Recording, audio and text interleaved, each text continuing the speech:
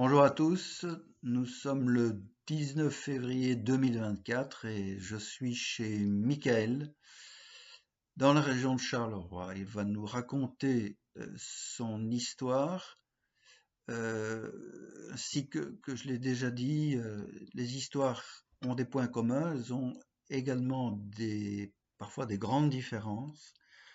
À chacun qui écoute ces émissions de se faire une idée sur la réalité, entre guillemets, de ce qu'il voit ou de ce qu'il entend.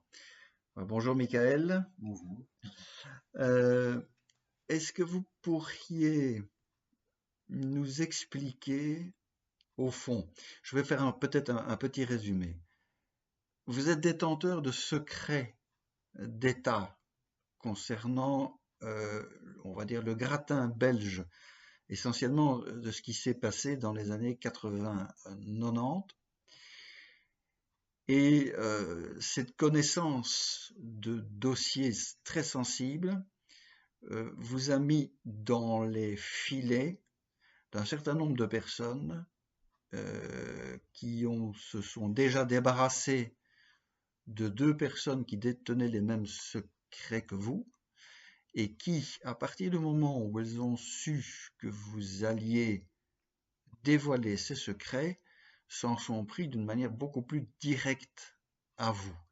Alors, dans votre cas, il n'y a pas eu, me semble-t-il, des théâtres de rue, du harcèlement de ce goût-là, mais vous allez raconter ce que vous voulez sur les secrets que vous détenez. Je ne vous pousse à rien parce que on est dans un domaine qui est très dangereux, donc vous donnerez les noms que vous voudrez. Euh, et puis on prendra quelques dates qui ont servi de point de rupture pour les gens d'en face, pour vous faire le sort qu'ils vous font aujourd'hui. Je vous laisse la parole. Oui, ben voilà, c'est en fait ce que je tiens comme secret, c'est parce que mon propre parrain était un des membres des tueurs du Brabant. Et ce n'est qu'en 2018, suite à des photos que j'avais prises en 88 pendant les vacances, et suite en 2018, suite à cela, en comparant sur Internet, et en lisant l'histoire sur les tueries du Brabant, que je me suis rendu compte qu'il y avait énormément de points communs, notamment non pas seulement mon parrain qui ressemblait au portrait robot, mais euh, trois, même voire quatre autres personnes que j'avais pris en photo en 88. Ce sont des photos de vacances et ça s'est passé longtemps après les tueries du Brabant, mais apparemment il se retrouvait en vacances à Knock. J'étais interdit de prendre des photos. Moi, c'était pas. Petite incidente, Knock étant la possession de la famille Lippens, qui est une famille qui a été répertoriée très régulièrement par les victimes de pédosatanisme comme Manneke Lucas ou Regina Louf. Il doit certainement avoir effectivement un lien entre les tueries du Brabant et les affaires de pédophilie. Ça, oui. Voilà, donc suite à ces photos retrouvées, je me suis rappelé aussi de beaucoup de souvenirs et pour moi, ça ne fait aucun doute. Mon parrain faisait bien partie de cette bande de tueurs, seulement ça n'a jamais. J'ai toujours été censuré et maintenant attaqué parce que au final, si on enquête bien, on se rend compte que la justice est appliquée. Donc, on croit faire bien en allant vers la justice pour dire un petit peu ce qu'on sait. Et là, on se retrouve ciblé parce que justement, la justice ne veut pas que ça se sache. Ça que sache, puisque vous avez évoqué la liaison entre les tueurs du Brabant wallon et l'affaire du trou, on voit là aussi qu'il y a un continuum, puisque ce sont presque toujours les mêmes personnes du gratin entre guillemets belge qu'on retrouve. Voilà. Bon, bien entendu, il y a l'inévitable Van den Boynans, comme il peut plus se défendre, voilà, mais enfin, il a quand même un passif extrêmement lourd, mais il n'y a pas que lui. Donc, détenteur de ce secret, vous avez commencé en faire état à partir de quand? En fait, donc ma fille a retrouvé les photos en 2010. Et puis 2 mois après, je reçois une convocation pour aller au bureau de police. Je vais au bureau de police, je vois la fiche jaune, je me dis, ah ben, je me rappelle des photos que ma fille avait retrouvées. Je me dis, je vais comparer les photos. Donc j'ai fait des petites recherches et tout sur Internet. Je me suis aperçu que mon parrain faisait partie des tueurs et j'étais directement donc à la cellule du Brabant Wallon. Donc c'était en 2010. Je n'ai jamais eu de nouvelles. Ils avaient dit qu'ils allaient me recontacter. Je n'ai jamais eu de nouvelles. Entre-temps, j'ai entendu dire qu'il y avait des enquêteurs qui s'étaient embrouillés entre eux. Puis j'ai relancé, j'essaie de relancer. Oui, en 2011, ben, je me suis retrouvé avec une personne euh, qui travaille pour la justice de paix. Je pensais que c'était mon âme sœur, mais c'était quelqu'un de plutôt un espion. En 2013, j'ai subi une saisie sur salaire. Ils ont en fait essayé de. euh, j'ai payé un conteneur pour m'avoir fait enlever mes affaires. J'étais emmené dans une combine où ils pensaient en fait peut-être récupérer ces photos-là, mais non, je les avais mis de côté à ce moment-là. Et donc j'ai subi une saisie sur salaire où j'ai dû payer le conteneur et tout ça pour faire enlever mes affaires. Enfin, j'étais vraiment manipulé. Bon, mais c'est à partir du moment où vous avez été au comité P et que vous avez dit je connais les tueurs du Brabant Wallon que vos ennuis ont commencé. On vous a mis cette charmante personne dans les pattes qui était là Ouais, visiblement pour vous espionner. Et puis après, ça n'a plus arrêté. Vous avez eu des ennuis tout le temps. ouais, effectivement. Et puis ben, finalement, en 2018, ça a été fini avec la fille avec qui j'étais, qui travaille pour la justice de paix. J'ai été manipulé. Et puis, comment je me suis rendu compte que donc elle avait un accès à mon Messenger, elle savait lire même les messages effacés depuis le début de Messenger, elle savait les lire. Donc, elle était vraiment là pour m'espionner. Et puis, j'ai eu des attaques au niveau financier. Genre, on m'a viré en 2019. Mais j'ai pu m'en sortir, entre guillemets, grâce au décès de mon père et de ma grand-mère et grâce à l'héritage. Sinon, je serais, je serais vraiment sous la paille en ce moment. Et puis, ben, ne sachant pas m'atteindre réellement, ils ont commencé à m'attaquer avec des armes électromagnétiques. Ils ont commencé en 2020, en avril 2020, ici à Châtelet, avec des antennes de Proximus. Là, j'ai eu des symptômes. Vous pouvez raconter un peu vos symptômes? Les symptômes, ben, c'est des bouffées de chaleur, le cœur qui bat par moments bizarrement, des douleurs dans le bras dans le bras, les deux bras, mais plus particulièrement sur le bras droit. C'est des douleurs musculaires, comme si on avait fait du sport intensément, alors que je faisais pas de sport. Mhm. Euh, Et perte de Perte de concentration, maux de concentration, tête, troubles du sommeil? je veux dire, c'est surtout une perte de mémoire courte Mhm.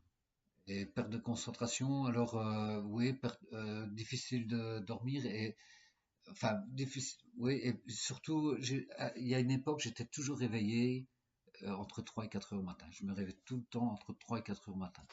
Maintenant, bizarrement, je peux me lever à 7 heures, 6 heures, 7 heures sans problème. Mais il y a un moment, je me levais tout le temps et c'était toujours des heures fixes. C'est ça. Pour reprendre l'historique, il y a eu quand même dans votre famille deux personnes qu'on a retrouvées entre guillemets suicidées, mais dont une des caractéristiques était justement de détenir les mêmes secrets que vous. Mais en fait, mon cousin et Hugues s'en sont aperçus beaucoup plus longtemps que moi parce que moi, j'ai travaillé avec mon parrain et il y avait Hugues et Patrice. Et puis à certains moments, je n'ai plus travaillé avec eux. Mais eux, Patrice et Hugues, ils ont travaillé encore plus longtemps avec eux. Et alors mon cousin, il, il allait souvent chez ma grand-mère et ma grand-mère, elle recevait le journal, la Nouvelle Gazette, tous les jours. Donc lui Patrice avait certainement fait les liens beaucoup plus tôt que moi, notamment avec la canardière. Et donc, ils l'ont retrouvé pendu, mais c'était pas le genre à se suicider, ni Hugues non plus. Et à mon avis, il pensait probablement toucher la prime qu'on offrait à cette époque-là pour dénoncer les tueurs du Brabant. Mais j'ai l'impression qu'il voulait me prendre comme témoin parce qu'un petit peu avant sa mort, on s'était vu, malgré qu'on avait eu des histoires à cause d'une fille, mais enfin bref, euh, on s'était vu et il m'avait demandé si je me souvenais en fait de l'arme du canon au canoncier. Moi, je lui avais dit non. Et il me fait, ben si, Frédéric te l'a montré. Je fais, ah ben oui. Mais je ne savais pas que c'était une arme au canoncier parce que j'avais pas vu le bout du canoncier. Et c'est seulement il n'y a pas longtemps, en fait, en voyant les pièces à conviction, que j'ai remarqué que bah, c'était certainement le canoncier dont mon cousin parlait, en fait. Donc ça fait déjà deux morts un peu bizarres. Euh, le fameux parrain, vous m'avez dit que il avait été probablement écolé, entre guillemets, en Allemagne. Il n'a jamais fait partie, on peut dire, de la police classique et monté dans certains échelons. On dirait qu'il est passé par la porte de derrière d'emblée. Je ne sais pas, je l'ai jamais vu en uniforme, mais par contre, c'était un militaire, ça oui. Et il semblait connaître pas mal de gens. Je me souviens quand j'étais jeune, qui parlaient de gendarmes de Bruxelles, de la brigade des stupes. Il parlait de colonels, il parlait de gens haut placés qui connaissaient très bien. En mot de genre haut placé, vous avez quand même parlé aussi de Van den Boylands. Non, je- il y a, pas vraiment, mais je me souviens en fait, lui qui n'écoutait il n'écoutait pas vraiment la radio, enfin la musique, mais je me souviens que quand ils ont sorti la chanson sur VDB, là, il s'amusait à mettre du son. Mais par contre, j'ai rencontré quelqu'un qui m'a dit que, que j'avais parfaitement raison et que d'ailleurs, il avait vu mon parrain chez Van den Winans. Donc, à mon D'accord. avis, il devait le connaître. Allusion aux personnes dont on ne citera pas directement le nom, puisqu'il y en a quand même encore un certain nombre qui sont vivantes, on invitera l'auditeur un peu farfouilleur d'aller jeter un coup d'œil, on va dire qui, sur le secrétaire général de l'OTAN de l'époque, qui sur des personnalités, on a tourné autour dans l'affaire Julie et Mélissa, et peut-être dans une famille aujourd'hui fortement connue dans le Brabant, puisque on voit aussi qu'il y a une fédération de personnes qui datent depuis les années 80 au moins, qui se prolongent aujourd'hui et qui ont pris un certain nombre de rênes importants, à la fois en Belgique et en Europe. Je pense Oui. que ceux qui voudront se faire une idée auront compris de qui il s'agissait. Voilà. Dans le processus de harcèlement que vous vivez, je vous ai demandé, mais que cherchent-ils? Parce qu'ils ont quand même essayé de vous tuer. En quelle année? La première fois, c'était probablement quand ils ont retrouvé mon cousin Patrice, enfin, 2, 3 mois, peut-être avant, après, je ne sais plus, mais c'était aux alentours de 93. Et puis, ben, ici, les récentes attaques, ça a été en 2020. Puis, ça a été, donc, en fait, au mois d'avril, donc, je me faisais attaquer. Au mois de mai, je faisais un infarctus. Ils m'ont prescrit des médicaments qui étaient en train de me rendre encore plus malade. Et quand je suis tombé à court d'argent, j'ai arrêté les médicaments. Là, une semaine après, j'avais plus mal au dos et mon état s'était stabilisé au lieu de se dégrader. Et puis par après, il a commencé à remonter. Et je me suis aperçu, en fait, donc j'ai appris, en fait, en même temps, qu'ils avaient mis la 5G à Châtelet. Et si on regarde l'article sur Télé 100, il parle pas des oiseaux morts. Mais moi, j'ai appris ça parce que le voisinage avait vu des oiseaux morts au pied des antennes. Et donc, ils ont fait arrêter la 5G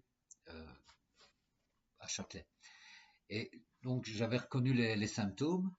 Et par après, en fait, j'étais amené à, comme j'étais un formateur en plasturgie, j'étais amené à régler des machines dont je m'occupais avant, et je me suis retrouvé dans un hangar. Et là, j'ai reçu les mêmes symptômes, bouffée de chaleur, palpitations. Quand j'ai des douleurs au bras, c'est généralement 12 à 24 heures après l'exposition aux ondes. Donc, c'est pas tout de suite. Mais le lendemain que j'avais été, j'avais des douleurs fortes au bras. Donc, je m'étais dit, là, j'étais exposé aux ondes. Et effectivement, c'était un hangar, une ancienne ferme. Je voyais pas pourquoi il y avait autant de routeurs à l'entrée. Ça clignotait dans tous les sens, alors qu'il n'y avait rien dans le bâtiment. Je me C'est ça. demandais pourquoi. On va peut-être là aussi laisser l'auditeur se rendre compte qu'il y a un continuum entre le harcèlement classique, on va dire, dans toute sa splendeur, ce que vous vivez, les armes électromagnétiques, par exemple Régis ou Bogena, où là, on voit la frappe. Chez vous, ça semble être plus torpide, plus discret, et on est aux frontières de l'électrosensibilité et de l'électro-attaque pure délibérée. Et il est difficile et il faudrait éviter que chacun se dise non, ce n'est pas quelqu'un qui est harcelé, non, ce n'est pas quelqu'un qui est victime d'attaques électromagnétiques. Il y a là chez vous un spectre, on voit bien, de harcèlement, peut-être d'électrosensibilité, mais peut-être d'attaques délibérées également. C'est difficile de faire la part des choses. Et c'est vraiment le travail de l'auditeur qui nous écoute de faire le raccord avec tous les autres témoignages et de voir qu'il y a des points communs dans les témoignages, qu'il y a des différences et que c'est à chacun de se faire une idée de ce qui se passe pour tel ou tel individu. Mais il y avait eu avant une autre tentative d'assassinat chez vous. Vous pouvez un peu nous raconter, c'est un peu comme Franck Coustet malheureusement, quand on vous a tiré dessus, quoi. En 93, oui. Mais moi, pendant des années, je croyais que c'était une balle perdue. J'étais en train de rouler. Il y avait mon ex et ma fille qui étaient à l'arrière. Ma fille, elle devait avoir 1 an. Elle est née en 92. Elle était sur les genoux de mon ex-femme. Et j'étais en train de rouler. Tout d'un coup, le carreau avait explosé. Je m'étais arrêté un peu plus loin. Dans un premier temps, je n'avais pas vu que c'était une balle qui avait brisé le carreau. Mais en démontant, j'ai vu qu'il y avait un impact de balle qui était entre le joint et la carrosserie. Enfin, juste peut-être à 5-6 mm du carreau, et c'est ça qui a fait briser le carreau. La balle est parvenue à se faufiler juste en dessous du joint sans abîmer le joint, quoi. C'est ça. Euh, vous n'étiez pas sur un terrain de chasse. Mais je ne pensais pas que je pouvais être visé à cette époque-là. D'accord. Donc, Donc, une balle perdue, certes, mais une perdue comment? On a quand même quelques doutes, hein. c'est vrai qu'à cette époque-là, je n'ai pas été déclaré à la police. Voilà, je savais pas que j'avais des ennemis, donc je pensais pas être visé. Voilà, et à mon avis, du fait que contrairement à mon cousin, j'avais pas fait de lien avec mon parrain, tout ça, donc je ne parlais pas de cette histoire-là. Probablement qu'avec le temps, ils se sont dit, il connaît rien, il sait rien, tout ça.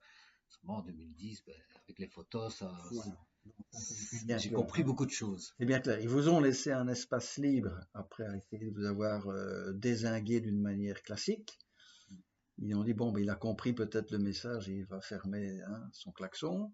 Et malheureusement, en 2010, et bon, je pense que tout le monde qui nous écoute doit aussi se rendre compte que Michael est quelqu'un qui a le sens de la société, le sens du devoir, et qui n'accepte pas la crapulerie en se baissant et en se taisant. Bon, mal lui en a pris, puisqu'il est en train de le payer, comme beaucoup de victimes ici. Je me souviens. Euh, et voilà, je pense que donc vous limitez vos déplacements. Mais en 2022, donc j'ai eu une attaque en 2020, en 2021 et en 2022, en suivant une formation, j'étais attaqué. Mais cette fois-là, donc j'avais mis, étant renseigné sur les attaques d'ondes électromagnétiques, tout ça, j'avais installé l'ElectroSmart et je me suis aperçu en fait, donc en suivant la formation, je ressens des bouffées de chaleur, donc je ressens les symptômes comme j'avais eu avant. Et puis le lendemain, quand je regardais les statistiques, je voyais que les pics aux heures à laquelle j'avais les bouffées de chaleur correspondaient aux pics qui venaient des appareils d'homo, du CTR d'homo, comment, de ciné. Donc j'ai bien compris que je me faisais littéralement attaquer. Donc maintenant, en fait, je n'ose pas aller travailler de peur de me retrouver dans un endroit Mhm. où ils possèdent tous ces appareils-là. Je sens plus en sécurité chez moi parce que ben, je mets des protections sur les box, je limite le temps sur Internet. Mon GSM ou ma tablette, c'est toujours le plus loin possible, mais rarement sur moi, parce que j'ai compris que la proximité, le fait d'avoir un GSM dans la poche, ils peuvent provoquer des problèmes cardiaques. Donc, maintenant que je sais tout ça, ils savent plus difficilement m'avoir, plus Mhm. difficilement m'atteindre, mais je n'ose pas aller travailler. Je n'ose pas travailler, me retrouver dans un endroit où il y aurait ces appareils à proximité. C'est ça.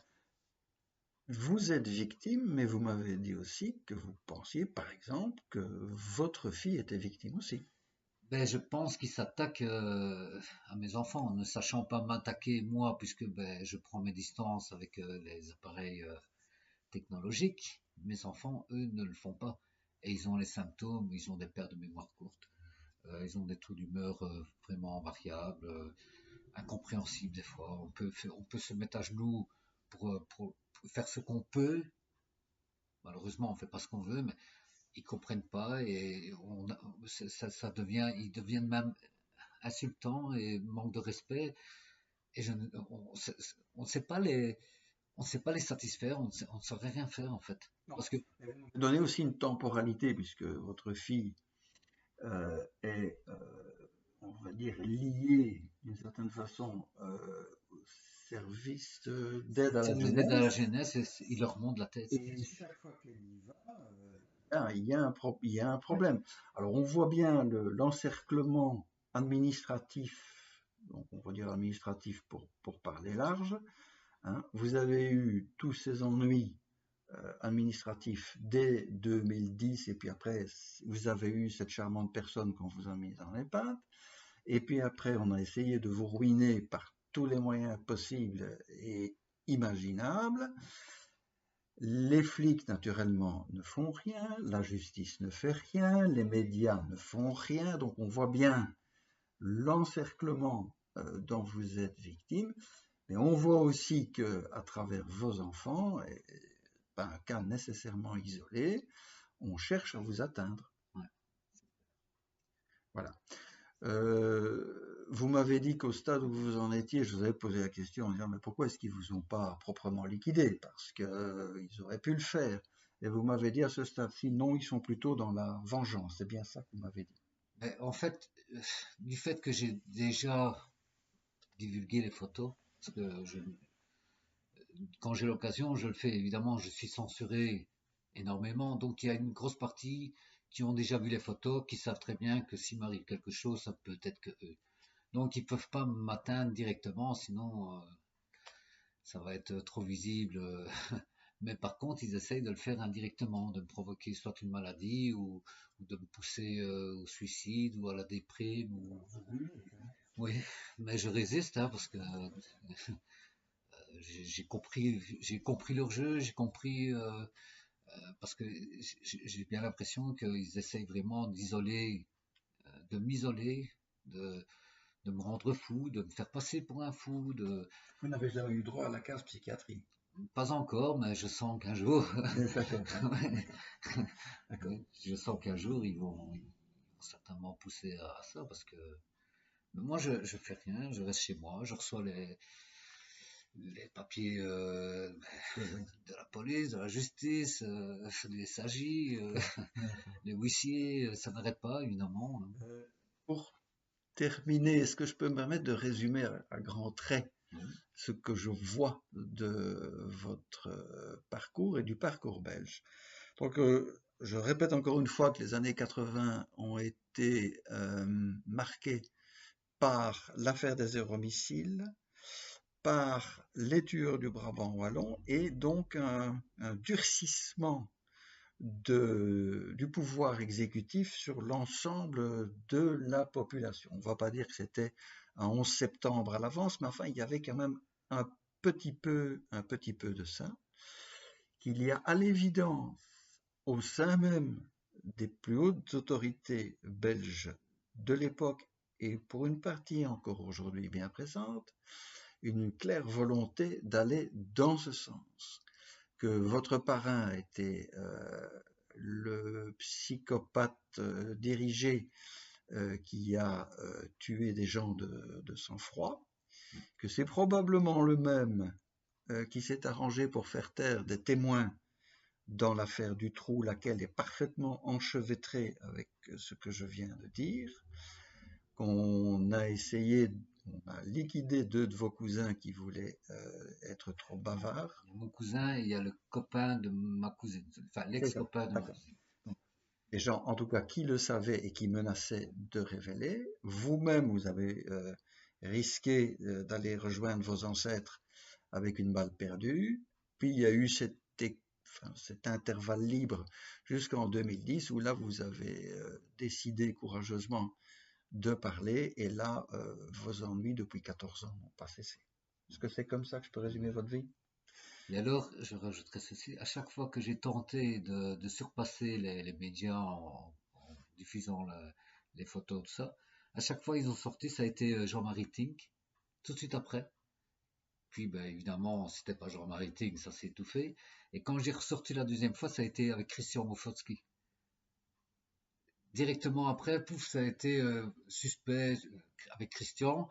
Et puis, ben, évidemment, ça s'est estampé aussi. Mais ça a été à aux périodes que j'ai tenté de faire connaître, Votre histoire. oui, ce que je sais, quoi. Bien, Christian, Bon, encore nickel. merci. Nickel. Pardon. Ça, c'est les armes électromagnétiques qui m'ont déjà brûlé une partie du cerveau. Merci, Michael. Et ben, on vous souhaite bon courage et bonne chance. Il est difficile de dire autre chose.